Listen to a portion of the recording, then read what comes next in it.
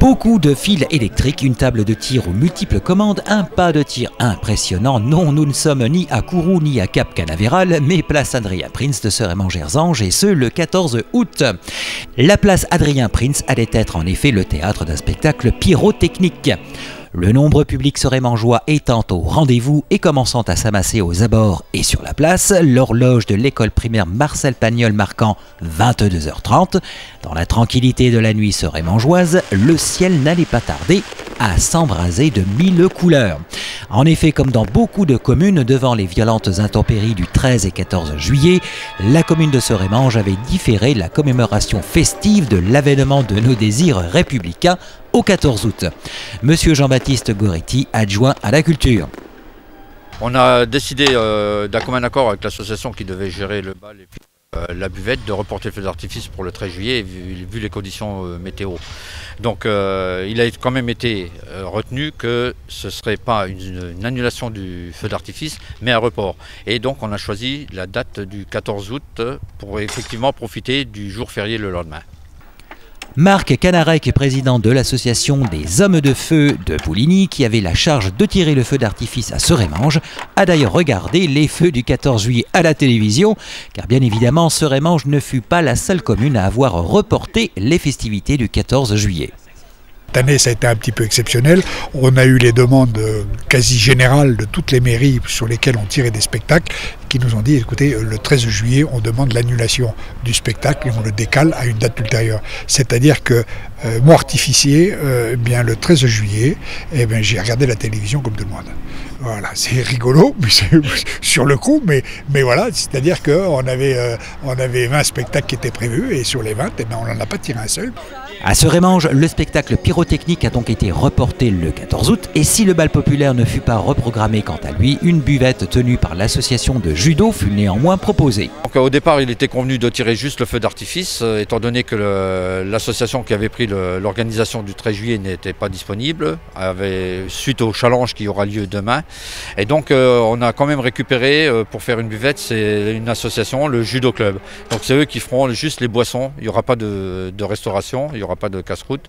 C'est un peu dommage, mais bon, dans l'urgence, ça a été récupéré il y a 10 jours, on arrive quand même à faire quelque chose de bien pour les spectateurs. Voilà pour la buvette qui a permis aux spectateurs de patienter agréablement avant le spectacle et de quoi le commenter après entre amis. Passons au travail de la commission culturelle qui a charge de trouver la société, l'association d'artificiers qui concevra le spectacle pyrotechnique en fonction du budget. Monsieur Goretti, adjoint à la culture. Comme tous les ans, c'est un démarchage, c'est-à-dire que c'est les associations d'artificiers qui viennent me rencontrer en mairie et qui nous proposent, leurs prestations.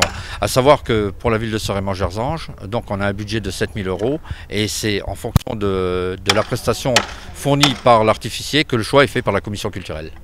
Et l'association qui a été retenue par la commune fut l'association des Hommes de Feu de Pouligny, une association meusienne bien connue qui a déjà pas mal de spectacles de renom derrière elle, comme par exemple les Forges de Vulcain. Monsieur Marc Canarec, un homme de feu et de passion. Un spectacle qui a été fait qui s'appelle Sur les ailes du vent. Donc c'est un spectacle qui raconte l'histoire du vent. Donc on a construit une montgolfière qui fait 7 mètres de diamètre qui emmène le public sur les vents. On retrouve le sirocco, on retrouve tous les vents, on retrouve la neige, on retrouve la tempête, on retrouve tout.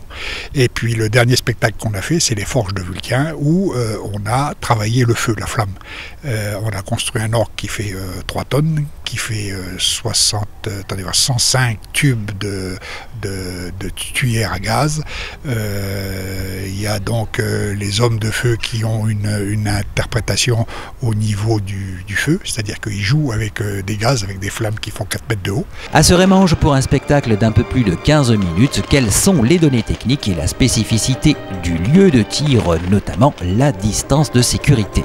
Alors, techniquement, on peut regarder sur le terrain, on voit il y a des batteries de mortier. Alors on va travailler la bombe de 50 mm, on va travailler la bombe de 65 mm et on va travailler la bombe de 50 mm et le pot à feu de sang. point feu de sang avec une distance de sécurité qui est de 45 mètres. Ici, le problème qu'on a à Serremange, c'est une distance de sécurité de 65 mètres. Donc quand on a créé le feu d'artifice, il a fallu qu'on s'applique à utiliser que des artifices qui aient une distance de moins de 65 mètres de sécurité.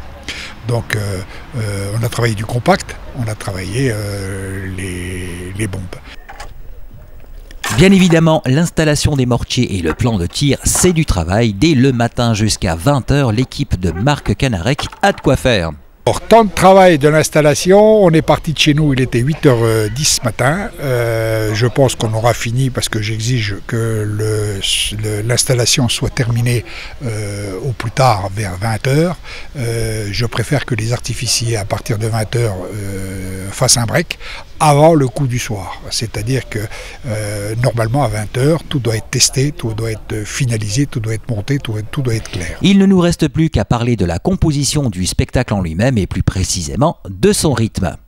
Mais disons qu'il y a toute une cinématique musicale qui emmène les gens tout doucement. Alors déjà au démarrage, on est un petit peu fort et puis après on se calme. C'est-à-dire qu'on fait, nous dans nos spectacles en général, on fait une sinusoïde. C'est-à-dire qu'on part fort, on redescend, on recalme le jeu. À un moment donné, on a du fort, on redescend un petit peu pour pouvoir remonter fort au niveau du bouquet final.